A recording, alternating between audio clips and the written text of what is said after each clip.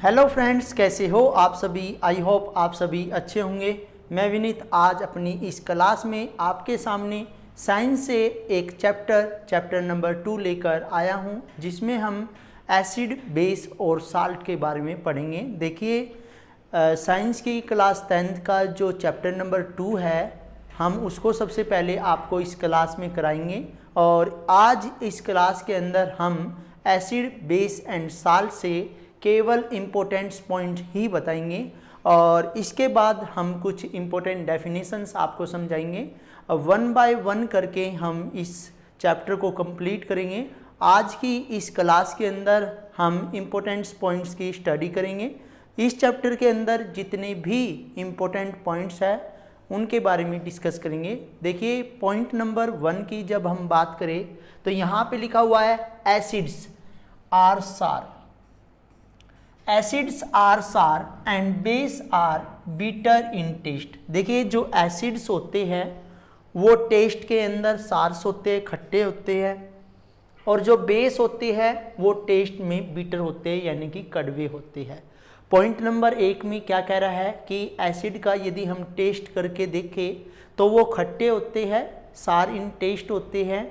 और यदि हम बेस की बात करें, यदि बेस को हम टेस्ट करके देखेंगे तो base are bitter in taste, यानी कि बेस जो होते हैं कड़वे होते हैं।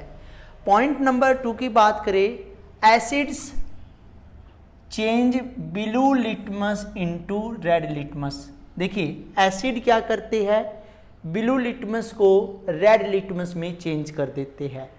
इसी तरह बेस जो होते हैं, base change red litmus into blue litmus. देखिए, एसिड का काम क्या होता है, जो एसिड होती है, जब हम किसी लिटमस पेपर पर, यदि हमारे पास ब्लू लिटमस पेपर है और उसके ऊपर हम नींबू यानी कि लेमन को जब निचोड़ेंगे तो वो ब्लू लिटमस जो होगा वो रेड लिटमस में चेंज हो जाएगा, क्योंकि जो लेमन है वो एसिडिक इन मीडियम है। और यदि हम बात करें बेस की, जो बेस होते हैं वो रेड लिटमस से ब्लू लिटमस बन जाता है। कैसे? जैसे हमारे पास सोडियम हाइड्रोक्साइड है, पोटेशियम हाइड्रोक्साइड है, जब हम उसके अंदर लिटमस पेपर को डिप करते हैं तो उसका कलर चेंज हो जाता है। कैसे? ये हम एक्सपेरिमेंट में आपको सिखाएंगे कि जो रेड लिटमस होता है उसका कलर ब्लू हो जाता है।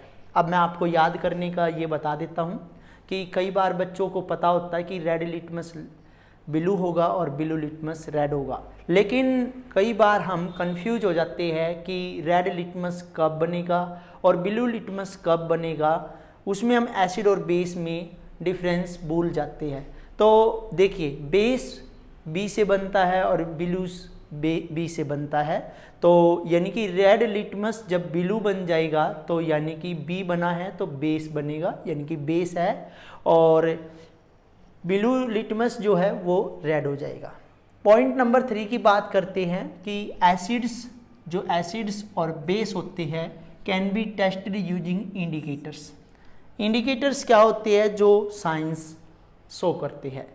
जैसे हम बाइक के अंदर देखते हैं, यदि हम लेफ़्ट साइड का इंडिकेटर देते हैं तो पीछे वाले को पता चल जाता है कि वो लेफ़्ट हैंड साइड का इंडिकेटर दे रहा है कि वो उसकी तरफ जाना चाहता है। तो देखिए, एसिड और बेस जो होते हैं उनको हम कैसे पता करते हैं कि कोई सॉल्यूशन एसिडिक है या कोई सॉल्यूशन बेसिक है, उसको हम कैसे पता करेंगे कि वो एसिड है या बेस है। तो हम उसमें इंडिकेटर्स का यूज करेंगे। जिस तरह हमारे पास मिथाइल ऑरेंज, पॉइंट नंबर 4 में कह रहा है methyl orange and phenolphthalein are synthetic indicator. हमारे पास 2 सिंथेटिक इंडिकेटर्स है। देखिए, नेचुरल इंडिकेटर्स तो बहुत सारे होते हैं। मिथाइल ऑरेंज और फिनोल्फ्थलीन की यदि हम बात करें तो ये हमारे सिंथेटिक इंडिकेटर्स होते हैं। पॉइंट नंबर 5 की बात करेंगे कि some substance change their smell in acidic और बेसिक मीडियम, कि कुछ सब्सटेंस ऐसे होते हैं जो अपनी स्मेल एसिडिक और बेसिक मीडियम में चेंज कर देते हैं। उन्हें हम क्या कहते हैं, ओल्फैक्टरी इंडिकेटर्स, जैसे अनियन एंड क्लाव्स। यानी कि जो लौंग होती है और ऑनियन यानी कि प्याज होती है, यदि हम बात करें जैसे हम उनको खा लेते हैं तो कितनी स्मेल हमारे मुंह के अंदर आती है। तो कुछ सब्सटेंस ऐसे होते हैं जो एसिडिक और बेसिक मीडियम में अपनी स्मेल को चेंज कर देते हैं, उसको हम ओल्फैक्टरी इंडिकेटर्स बोलते हैं। पॉइंट नंबर 6 की बात करें, जैसे HCl दे रखा है, H2SO4 हाइड्रोक्लोरिक एसिड HCl को बोलते हैं, और सल्फ्यूरिक एसिड हम H2SO4 को बोलते हैं, और नाइट्रिक एसिड हम HNO3 को बोलते हैं, आर स्ट्रॉन्ग इनऑर्गेनिक एसिड। देखिए HCl, H2SO4, HNO3 ये स्ट्रॉन्ग एसिड होती है। जैसे एसिटिक एसिड की बात करें हम, या टार्ट्रिक एसिड की बात करें, या ऑक्जेलिक एसिड की बात करें, वे वीक एसिड होते हैं। लेकिन यहाँ पे हमें HCl, H2SO4 और HNO3, HCl का मतलब है हाइड्रोक्लोरिक एसिड, H2SO4 का मतलब है सल्फ्यूरिक एसिड, और HNO3 का मतलब है नाइट्रिक एसिड। ये स्ट्रॉन्ग एसिड्स होते हैं। और स्ट्रॉन्ग एसिड किसको बोलते हैं? जो कि एक्वस सॉल्यूशन के अंदर कंप्लीटली डिसोसिएट हो जाए, उनको हम स्ट्रॉन्ग एसिड बोलते हैं। जो कंप्लीटली डिसोसिएट ना हो, हम उनको क्या बोलते हैं? वीक एसिड बोलते हैं। अब ये कह रहा है KOH, NaOH, जो ये पोटेशियम हाइड्रोक्साइड है या सोडियम हाइड्रोक्साइड है, ये स्ट्रॉन्ग बेस होते हैं। और मिथाइल क्लोराइड है, ये हमारा जो वीक बेस होता है। तो यहाँ पे हमसे ये पूछा है कि स्ट्रॉन्ग एसिड्स कौन से होते हैं, स्ट्रॉन्ग बेस कौन से होते हैं। तो HCl, H2SO4 और HNO3 जो वो स्ट्रॉन्ग एसिड्स है, और KOH यानी कि पोटेशियम हाइड्रोक्साइड, सोडियम हाइड्रोक्साइड, ये हमारे स्ट्रॉन्ग बेस है। अब पॉइंट नंबर 6 की बात करते हैं। Some metal react with acid, यानी कि जब मेटल एसिड के साथ रिएक्शन करती है तो वो प्रोड्यूस करती है, डिस्प्ले करती है हाइड्रोजन गैस को। हाइड्रोजन गैस को आपको ध्यान रखना है कि whenever we react acid with metal they form salt और हाइड्रोजन गैस। तो ध्यान रखना है कि जो मेटल्स होती है जब एसिड के साथ रिएक्शन करती है तो हाइड्रोजन गैस प्रोड्यूस करती है। पॉइंट नंबर 7 की बात करते हैं। पॉइंट नंबर 7 क्या कह रहा है कि ऑन पासिंग CO2, जब हम CO2 को पास करते हैं, on passing CO2 gas through lime water, जब लाइम वाटर के अंदर CO2 गैस हम पास करते हैं तो वो मिल्की हो जाता है। कैसा? मिल्क जैसा हो जाता है। लेकिन जब हम उसके अंदर एक्सेस मात्रा में कार्बन डाइऑक्साइड, पॉइंट नंबर 8 में यही कहा है कि on passing access of CO2, जब हम ज़्यादा मात्रा में एक्सेस अमाउंट में CO2 डाल देते हैं तो लाइम वाटर जो है मिल्की कलर से डिस्पेयर होके वो आपका क्या बन जाता है? जैसा पहले था, यानी कि कलरलेस बन जाता है। और वो किस वजह से होता है? वो formation of soluble calcium bicarbonate की वजह से। दोबारा आप ध्यान दीजिए पॉइंट नंबर 7 और 8 की तरफ। जब हम लाइम वाटर के अंदर कार्बन डाइऑक्साइड गैस पास करते हैं तो वो मिल्की कलर में चेंज हो जाता है। लेकिन जब हम एक्सेस अमाउंट में कार्बन डाइऑक्साइड पास करते हैं तो वो जो लाइम वाटर होता है पहले वो मिल्की होगा, और मिल्की होने के बाद जब एक्सेस अमाउंट में CO2 गैस जाएगी तो वो कलरलेस हो जाएगा। किस वजह से हो जाएगा? Due to the formation of soluble calcium bicarbonate, जब उसके अंदर सोल्यूबल बाइकार्बोनेट आ जाएगा। पॉइंट नंबर 9 की बात करते हैं। Acid react with metal carbonate या metal bicarbonate to evolve CO2। जब अभी थोड़ी देर पहले हमने एक बात पढ़ी थी कि मेटल जब रिएक्ट करती है एसिड के साथ तो हाइड्रोजन गैस प्रोड्यूस होती है। लेकिन जब एसिड रिएक्ट करता है मेटल कार्बोनेट के साथ और मेटल बाइकार्बोनेट के साथ तो वो कार्बन डाइऑक्साइड गैस रिलीज करता है। Point number 10, acid and base react to produce salt and water. देखिए एसिड और बेस जब आपस में रिएक्शन करती है तो वे साल्ट और वाटर बनाती है, और इस प्रोसेस को हम बोलते हैं न्यूट्रलाइजेशन रिएक्शन। यदि जब डेफिनेशन हम करेंगे तो उस दौरान आपसे पूछेगा कि न्यूट्रलाइजेशन रिएक्शंस क्या है, तो वहाँ पे आपने आंसर देना when acid and base react to each other they form salt and water is known as neutralization reaction. इसके बाद हम पॉइंट नंबर 10 की बात करते हैं। देखिए ये जो हम करा रहे हैं ना, आपको इस लेसन से जो मेन पॉइंट्स है वो हमने अलग से प्रिपेयर किए हैं और उनको हम आपको समझा रहे हैं कि जैसे हमने अभी बात की थी, मेटल जब एसिड के साथ रिएक्शन करेगी हाइड्रोजन गैस निकलेगी। जब जब कोई एसिड मेटल कार्बोनेट के साथ या मेटल बाइकार्बोनेट के साथ रिएक्शन करेगा तो CO2 गैस इवॉल्व होगी, निकलेगी। अब पॉइंट नंबर 10 में कह रहा है कि मेटल ऑक्साइड, जो मेटल ऑक्साइड होते हैं वो बेसिक इन नेचर होते हैं, और जब वे रिएक्ट करते हैं एसिड से वे साल्ट और वाटर ही बनाते हैं। मेटल ऑक्साइड उनको हम बोलते हैं बेसिक इन नेचर। जब वे एसिड के साथ रिएक्शन करेंगे तो वो क्या बनाएंगे, साल्ट एंड वाटर। क्यों? देखिए मेटल ऑक्साइड क्या है, बेसिक, और एसिड क्या है, एसिड, और बेस और एसिड मिलेंगे तो क्या बनाएंगे, साल्ट एंड वाटर। हम न्यूट्रलाइजेशन रिएक्शन में हमने पढ़ा। Point number 11 non metal oxides. ये जो नॉन मेटल ऑक्साइड्स होते हैं ये एसिडिक इन नेचर होते हैं। किसमें होते हैं, एसिडिक नेचर। जब ये बेस के साथ रिएक्शन करेंगे तो वही बात है, साल्ट और वाटर ही बनाएंगे। Point number 12 both acids and base dissociate into ions in water, due to this they conduct electricity in aqueous solution।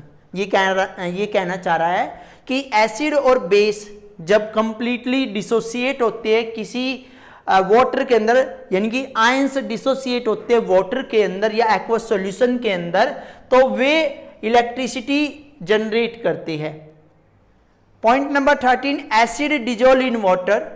जब एसिड को वाटर के अंदर डिजोल्व किया जाता है तो वो H आयन प्रोड्यूस करेगा। क्या प्रोड्यूस करेगा, H आयन, और जो बेस होगा वो OH आयन प्रोड्यूस करेगा जब हम उसको वाटर के अंदर डिजोल्व करेंगे। अब देखिए पॉइंट नंबर 14 कि those acid which dissociate completely, जो एसिड कंप्लीटली डिसोसिएट होगा व्हेन डिजोल्व इन वाटर, जब हम उसको वाटर के अंदर डिजोल्व करेंगे, and give more different number of H ion, जब वो मोर H आयन प्रोड्यूस करेगा तो उसको हम बोलेंगे स्ट्रॉन्ग एसिड। सिंपल सी बात है, कोई भी एसिड जब कंप्लीटली डिसोसिएट होता है वाटर के अंदर और ज्यादा से ज्यादा नंबर में H आयन प्रोड्यूस करता है तो हम उसको क्या बोलते हैं, स्ट्रॉन्ग एसिड बोलते हैं। क्या बोलते हैं, स्ट्रॉन्ग एसिड। ऐसे ही वाइल डाइल्यूटिंग एन एसिड, जब हम डाइल्यूट करते हैं एसिड को तो acid should be added to water. हमें यह रिकमेंड किया जाता है कि एसिड को वाटर के अंदर डालना है। Never add water to acid, water को कभी भी एसिड के अंदर नहीं डालना, क्योंकि ये जो रिएक्शन होती है हाईली एक्सोथर्मिक होती है। और जैसे ही हम ये इनके अनुसार, यानी कि जब एसिड को वाटर के अंदर डालेंगे, साथ ही साथ सेकिंग करनी है, तो उससे कुछ भी नहीं होगा। लेकिन यदि हमने वाटर एसिड के अंदर डाल दिया तो जो हमारा सॉल्यूशन है वो स्प्लैश आउट होगा, जो कंटेनर है वो टूट भी सकता है और वो हमारे ऊपर भी आ सकता है। इसलिए यहाँ पे प्रिकॉशंस अपनानी होती है कि कभी भी आपको वाटर को ऐड नहीं करना है, एसिड को वाटर में ऐड करना है। Point number 16 mixing on an acid और base with water result in decrease in concentration of H ion या OH आयन। देखिए एसिड के अंदर या बेस को, एसिड को या बेस को जब हम वाटर के अंदर डिजोल्व करते हैं तो उनकी कंसंट्रेशन क्या हो जाती है, डिक्रीज हो जाती है। वो क्या, उस प्रोसेस को क्या बोलते हैं, डाइल्यूशन प्रोसेस बोलते हैं। क्यों? यहां पे लिखा हुआ है पॉइंट नंबर 16 के अंदर, मिक्सिंग एन एसिड और base with water result in decrease in concentration of HIN और OH पर यूनिट वॉल्यूम। इस प्रोसेस को हम क्या बोलेंगे? डाइल्यूशन। पॉइंट नंबर 17 देखिए, those base which dissolve in water, जो बेस वाटर के अंदर डिजोल्व हो जाएगा उसको क्या बोलेंगे? हम एल्कलीज बोलेंगे। क्या बोलेंगे? एल्कलीज बोलेंगे। और पॉइंट नंबर 18 में जो यूनिवर्सल इंडिकेटर्स होते हैं, is a mixture of several indicators. जो यूनिवर्सल मिक्सचर्स इंडिकेटर्स होते हैं वो मिक्सचर होते हैं बहुत सारे इंडिकेटर्स के। और पॉइंट नंबर 19 की बात करें, पीएच स्केल। पीएच स्केल आपको पता भी है, is use to measure the concentration of HIN। जो पीएच स्केल होता है वो HIN की कंसंट्रेशन मेजर करने के लिए होता है, और उसमें पता होना चाहिए कि कितनी कंसंट्रेशन उस सॉल्यूशन के अंदर HIN की है। pH of an acid determine concentration of that acid. The range of pH scale is 0 to 14. यदि 7 है तो न्यूट्रल होगा, लेस देन 7 है तो एसिडिक मीडियम है, और मोर देन 7 है तो बेसिक मीडियम है। इसके बाद हम पॉइंट नंबर 20 की बात करते हैं। A neutral solution has pH value 7, जो अभी अभी मैंने बताया, और value of an acidic solution is less than 7 और बेस की मोर देन 7। पॉइंट नंबर 21 बहुत ही इंपॉर्टेंट है। Our body work in the range of pH। हमारी बॉडी जो pH की रेंज में काम करती है 7.0 टू 7.8। यदि हमारी बॉडी का pH वैल्यू यदि 7 टू 7.8 है तो हम यहाँ पे अपनी बॉडी को अच्छी तरह से वर्क करा सकते हैं।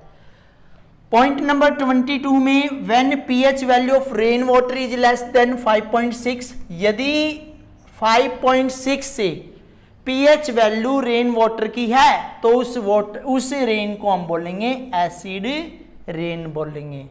To get relief from acidity in our body, जब हमारे बॉडी के अंदर एसिडिटी हो जाती है तो एंटी एसिड हम यूज करते हैं जिसको बोलते हैं magnesium hydroxide, which is a mild यानी कि वीक बेस इज यूज। जब हमें एसिडिटी हो जाती है तो हम एंट एसिड का यूज करते हैं जो कि मैग्नीशियम हाइड्रोक्साइड है, जो कि वीक बेस होता है, जो कि उसको न्यूट्रल कर देता है। और 24 की बात करें point number, if pH value is less than 5.5 in our mouth, यदि हमारे मुंह के अंदर pH वैल्यू 5.5 से कम रह जाएगी तो जो टीथ डिके होना स्टार्ट हो जाएंगे। टीथ क्या होना स्टार्ट हो जाएंगे? डिके होना स्टार्ट हो जाएंगे। इसी के बाद पॉइंट नंबर 25, नेटल जो है हर्बेसियस प्लांट होता है, हर्बेसियस प्लांट होता है और कोज पेनफुल स्टिंग, हमें जो चुभोता है वो यानी कि पेनफुल स्टिंग चुभो देता है। उसके अंदर कौन सा एसिड होता है? मिथेनोइक एसिड, जब भी हमें जलन महसूस होती है। Point number 26, proper pH is necessary for survival of organism in water and soil. Soil के अंदर और वाटर के अंदर यदि उनका pH ठीक नहीं है तो उसके अंदर सर्वाइवल करने वाले ऑर्गेनिज्म भी ठीक नहीं रहेंगे। पॉइंट नंबर 27 की बात करें तो nature of salt can be acid और बेसिक।